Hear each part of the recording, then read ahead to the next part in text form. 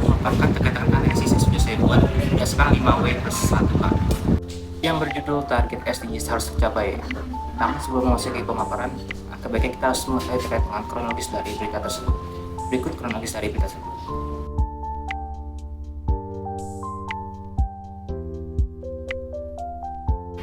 Oke, kita masuk ke analisis yang sudah saya buat dengan berdasar 5W+1K, yakni yang pertama, mengapa tingkat kemajuan PBB saat ini rendah hanya 15% saja dan mengapa ada ketimpangan yang semakin melebar?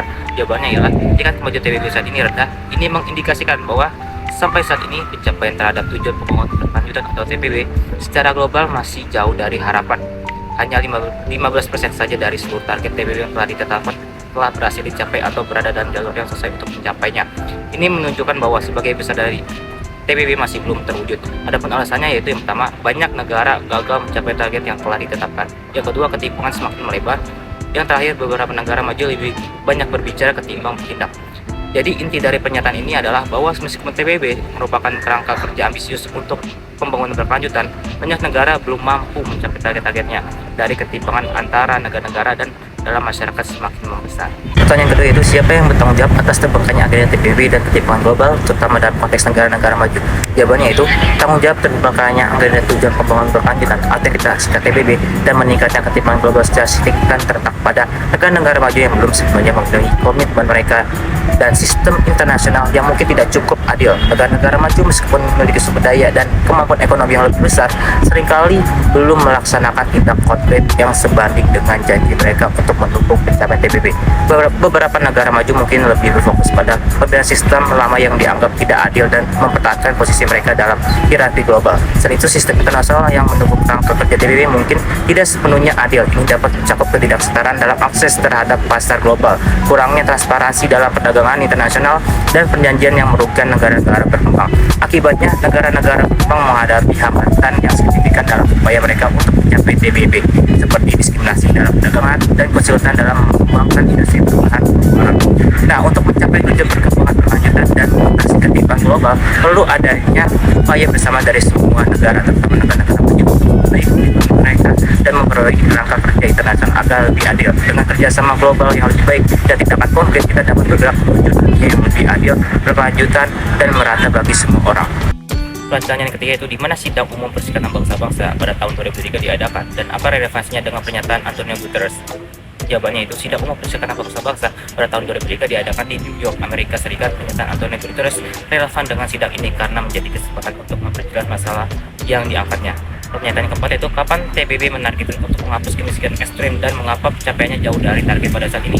Jawabannya ya, bahwa dalam kerangka TPB, salah satu target yang sangat penting adalah penghapusan kemiskinan ekstrim yang didefinisikan sebagai tingkat pendapatan yang sangat rendah yang membuat seorang atau keluarga berjuang untuk memenuhi kebutuhan dasar seperti makanan, air bersih, perumahan, dan pendidikan. TPB menetapkan target ambisius untuk menghapus kemiskinan ekstrim ini pada tahun 2030, yang berarti bahwa pada tahun tersebut tidak seharusnya ada lagi orang yang hidup dalam kondisi kemiskinan ekstrim di seluruh dunia. Namun, kenyataannya adalah capaian terhadap target ini masih jauh dari harapan.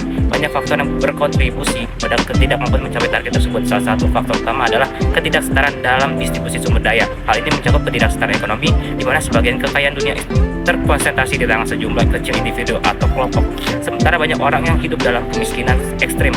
Nah, untuk mengatasi masalah ini, penting untuk berkomitmen mengurangi ketidaksetaraan dalam distribusi sumber daya. Hal ini dapat dilakukan dengan memastikan akses yang lebih adil terhadap sumber daya ekonomi, pendidikan, kesehatan, dan pekerjaan. Diperlukan kebijakan dan program efektif seperti bantuan sosial, akses ke layanan kesehatan yang terjangkau, dan pendidikan berkualitas untuk membantu individu yang hidup dalam kemiskinan ekstrim. Selain itu, upaya ini harus mencakup perbaikan kualitas hidup secara keseluruhan, termasuk akses yang lebih baik terhadap layanan dasar seperti air bersih, sanitasi, perumahan yang layak, dan peluang pendidikan. Langkah-langkah ini kita dapat lebih mendekati pencapaian target TPB untuk menghapus kemiskinan ekstrim pada tahun 2030. Saya poin itu apa saja dampak ketimpangan global terhadap negara-negara berkembang seperti yang disebut oleh Menteri Luar Negeri Retno LT Marsudi. Jawabannya itu, bahwasanya ketimpangan global berdampak negatif pada negara-negara berkembang karena mereka tidak mendapatkan kesempatan setara dalam pertumbuhan ekonomi dan menghadapi diskriminasi perdagangan serta hambatan dalam mengembangkan industri berbahan baku alam. Yang pertama itu ketidaksetaraan dalam pertumbuhan ekonomi. Itu ketimpangan global menciptakan kesenjangan ekonomi yang semakin memburuk antara negara maju dan berkembang. Hal ini memberikan akses sumber daya dan modal bagi negara-negara berkembang. Yang kedua, diskriminasi perdagangan, yaitu ketimpangan global tercermin dalam sistem perdagangan internasional yang tidak selalu adil. Negara berkembang sering menghadapi hambatan dalam ekspor, sementara negara maju memiliki akses lebih mudah ke pasar dunia. Hal ini dapat menghambat pertumbuhan ekonomi negara-negara berkembang dan mengurangi peluang mereka dalam perdagangan internasional.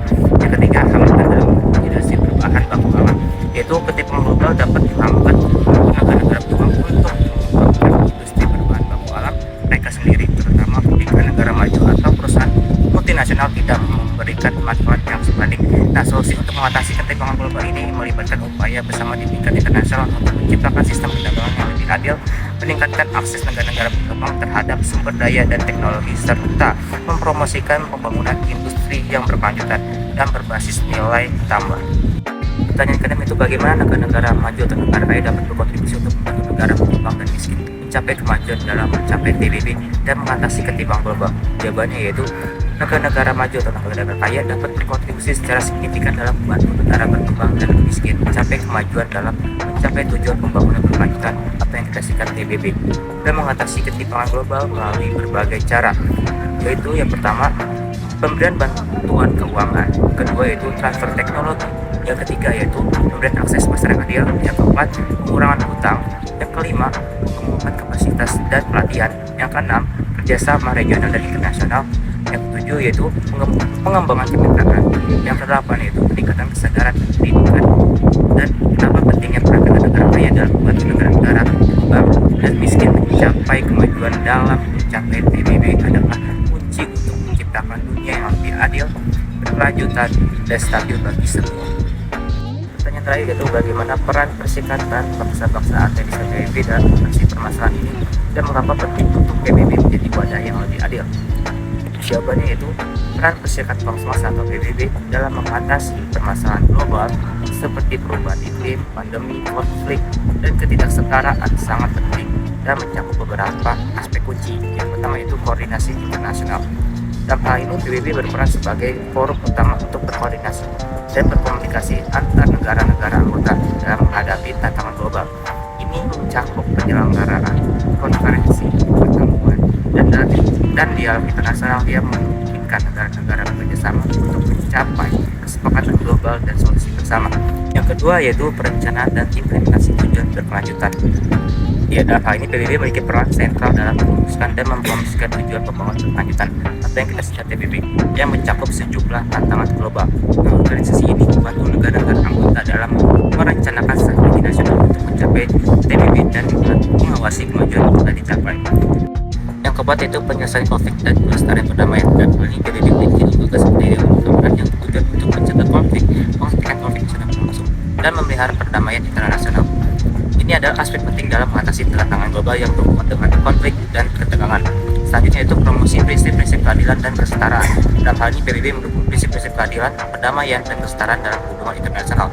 Hal ini mencakup upaya untuk mengatasi ketidaksetaraan dalam perdagangan, mempromosikan hak asasi manusia, dan memerangi diskriminasi. Nah, pentingnya PBB menjadi wadah yang lebih adil terletak pada prinsip-prinsip dasar organisasi ini yang mencakup kesamaan kedaulatan negara, keadilan, dan kerjasama internasional.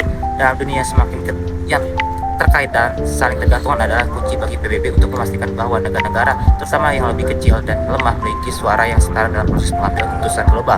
Dengan menjadi wadah yang lebih adil, PBB dapat memastikan bahwa kepentingan dan aspirasi semua negara, terutama yang paling rentan, diperhatikan dan diberikan kesempatan yang setara untuk berkontribusi dalam penyelesaian masalah global dan mencapai tujuan pembangunan berkelanjutan. Nah, itu dia hasil analisis yang sudah saya sampaikan mengenai hasil redaksi target PBB yang harus dicapai. Mungkin itu saja dari saya. See you next video. Salam bela negara.